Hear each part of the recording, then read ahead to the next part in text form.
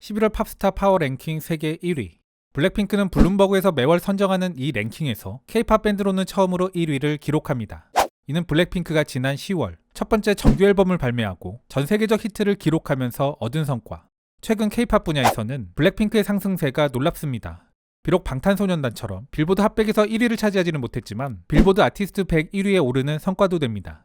빌보드 아티스트 100은 음원과 음반 판매량, 스트리밍, 라디오 방송 점수, 소셜미디어 활동 등을 종합 집계하는 차트.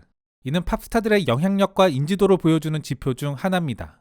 오늘은 이러한 블랙핑크를 조명한 블룸버그 통신의 기사를 가져와 봤습니다. 기사의 제목은 한국에서 최초로 세계에서 가장 큰 팝밴드가 된 블랙핑크. 여기서 말하는 가장 큰 밴드라는 말은 실제로 가장 크거나 인기 있다는 의미보다는 파워랭킹에서 최초로 1위를 했다는 의미로 보시는 게 적합해 보입니다. 참고로 몇 해 전부터 K-팝이 주류로 올라섰다 라는 식의 기사들이 나오기 시작했습니다. 올 초만 하더라도 이런 이야기를 소개드리면 비웃는 분들도 계셨었는데요. 그러나 이제는 하나의 흐름으로 완전히 정착했다고 봐도 크게 무리는 없다고 봅니다. 오늘 기사에서도 이런 이야기들이 나옵니다.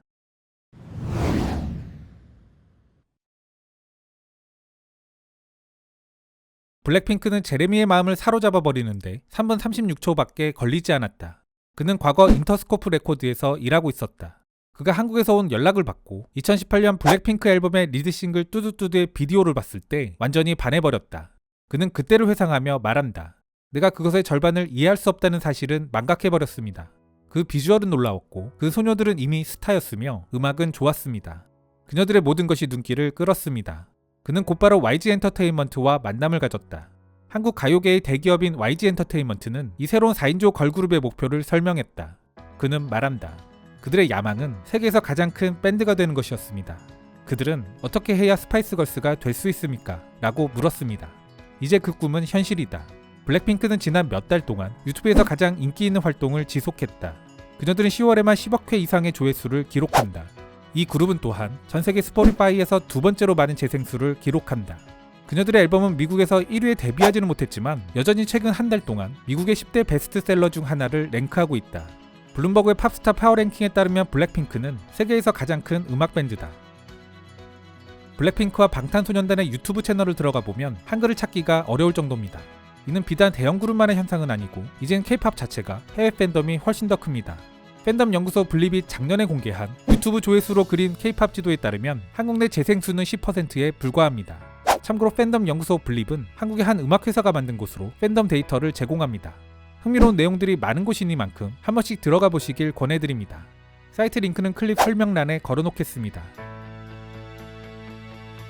보이그룹 방탄소년단과 함께 블랙핑크는 음악 역사상 전례 없는 세계적인 인기를 얻었다. 과거에는 영어를 사용하는 뮤지션이 수십 년 동안 전 세계를 여행했다. 스페인어를 구사하는 뮤지션들의 경우에는 지난 10년 동안 서구권에서 차트 1위를 차지하기 시작했다. 그러나 최근 몇 년 동안은 한국에서 온 그룹들이 미국과 유럽 그리고 라틴 아메리카 전 지역에서 강력한 추종자들을 만들어왔다. 인터넷 시대가 도래하기 이전의 해외 밴드들은 세계 최대 음악 시장인 미국 또는 여러 주요 시장이 있는 서유럽에서 팬층을 구축해야 했다. 이를 위해 투어를 다니거나 라디오 재생수를 늘리고 TV에 출연하는 것에 크게 의존해야 했다. 그러나 소셜미디어와 유튜브 및 스포티파이를 통한 글로벌 배포가 결합되면서 K-팝 밴드들은 최소한의 투어로도 전 세계를 대상으로 팬들을 개발할 수 있게 됐다. 미국과 브라질, 그리고 멕시코는 블랙핑크의 새 싱글이 가장 많이 재생된 6개 시장 중 3개 시장에 포함됐다. 동시에 방탄소년단은 다른 그 어떤 지역보다도 미국에서 더 많은 스포티파이 청취자를 보유하고 있다. 현재 스포티파이 공동음악 책임자이기도 한 제레미는 말한다. 오늘날 언어는 세계에서 장벽이 되지 않는 것 같습니다. 이제 K-팝은 정말로 주류 문화로 탈바꿈했습니다. 이 아시아 팝그룹의 계보는 일본의 아라시와 한국의 빅뱅으로 거슬러 올라가며 그때부터 지금까지 20년 동안 서구의 문을 두드려왔다. 그렇지만 이전의 그룹들은 아시아 밖에서는 그다지 호응을 얻지 못했고 그 인기를 유지하지 못했다. 그런데 이 모든 것은 한국 출신의 7인조 보이그룹 방탄소년단과 함께 완전히 바뀌었다. 방탄소년단은 비틀즈 이후 가장 빠른 기간인 21개월 만에 미국에서 4개의 1위 앨범을 만들어낸다. 또한 이 그룹은 미국과 유럽 전역의 공연장들을 매진시켰으며 영어로 심야쇼도 진행했다. 이 밴드의 성공은 다른 많은 한국의 재능 있는 가수들이 두 번째 방탄소년단이 되기 위해 노력하도록 고문시켰다. 지난 해에는 레드벨벳, 오마이걸, 선미, 티파니가 미국을 순회했다. 하지만 멤버들이 영어, 태국어, 한국어, 중국어, 일본어를 구사할 수 있는 블랙핑크가 가장 먼저 돌파하며 방탄소년단의 뒤를 이었다.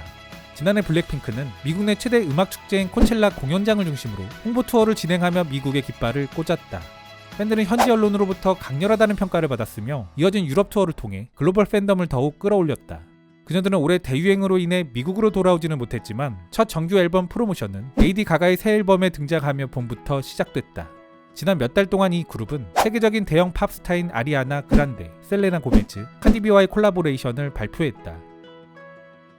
여기서 뜬금없이 아라시가 왜 언급됐는지 의아하기는 하지만 그들이 과거 선풍적인 인기를 끌었던 아이돌인 것은 맞습니다.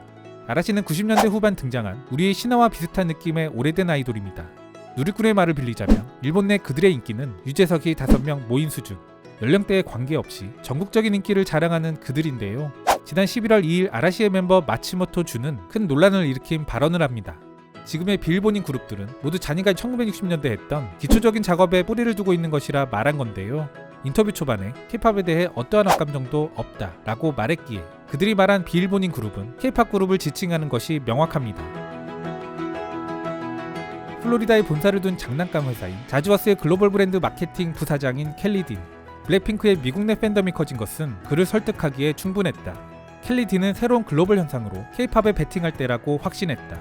이 회사는 트렌드를 조기에 발견해 베스트셀러로 만드는 데 탁월한 재능을 가지고 있다.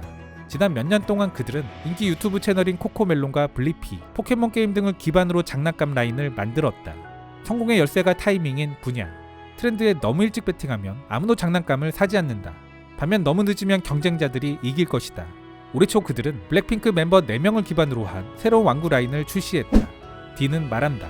우리는 블랙핑크와 함께 많은 기회들을 살피고 있으며 우리는 이제 막 시작했습니다. 오프닝 제품 라인은 블랙핑크 팬들의 큰 관심을 끌었고 엄청난 성공을 거뒀습니다. 회사는 다른 장난감 라인에 대해서도 논의 중이라고 밝혔지만 자세한 내용은 공개하지 않았다. 방탄소년단과 블랙핑크의 성공은 1990년대 말과 2000년대 초 등장한 엔싱크와 백스트리트 보이즈의 부상돼 있었던 반 토플러를 떠올리게 한다. 당시 그는 세계에서 가장 인기 있는 음악 케이블 네트워크인 MTV를 운영하고 있었다. 토플러의 올랜도 학교 프로그램에 참여한 밴드들은 팝스타덤의 핵심 지표였던 일간 MTV 차트를 지배했었다. 예전 보이밴드들처럼 오늘날의 K-팝 스타들도 엄격한 오디션과 훈련 프로그램을 거친다. 토플러는 말했다. 그들은 춤을 추고 노래를 할 수 있으며 잘 어울립니다. 그리고 카메라 앞에선 그 누구보다 훌륭합니다. 그러나 당시의 보이밴드와 달리 K-팝 스타들은 다국어까지 구사해 글로벌한 매력을 더했다. 이 모든 것이 블랙핑크를 토플러의 새로운 유튜브 쇼의 완벽한 오프닝 공연자로 만드는 데 기여했다. 기사에서 살짝 거슬리는 게 하나 있다면 다국어에 관해 언급한 부분. 현지 팬들에게 호감을 주는 요소인 것은 맞아 보이고 기획사들의 전략이기도 했습니다만 글쎄요. 저는 K-팝에 대한 호불호에서 현지어에 대한 영향은 미미하다고 생각합니다. 아무튼 최근에는 유명 팝스타들과 K-팝 스타들 간 협업하는 경우가 매우 흔합니다. 위에 소개된 블랙핑크의 예시뿐 아니라 방탄은 물론이고 신인 그룹에까지 협업을 요청하는 경우가 꽤 있습니다. 이것은 K-팝의 영향력을 활용하겠다는 의미, 그만큼 K-팝이 폭넓게 받아들여지고 있다는 또 다른 증거라는 생각입니다. K-팝 그룹으로는 최초로 코첼라 무대에 선 블랙핑크. 물론 당시에도 대형 걸그룹이기는 했습니다만 개인적으로는 1년 만에 이렇게까지 더 크게 성장할 것으로까지는 보지 못했습니다. 앞으로도 별다른 사건 사고 없이 방탄과 함께 글로벌한 인기를 꾸준히 이어가며 오랫동안 사랑받았으면 좋겠습니다.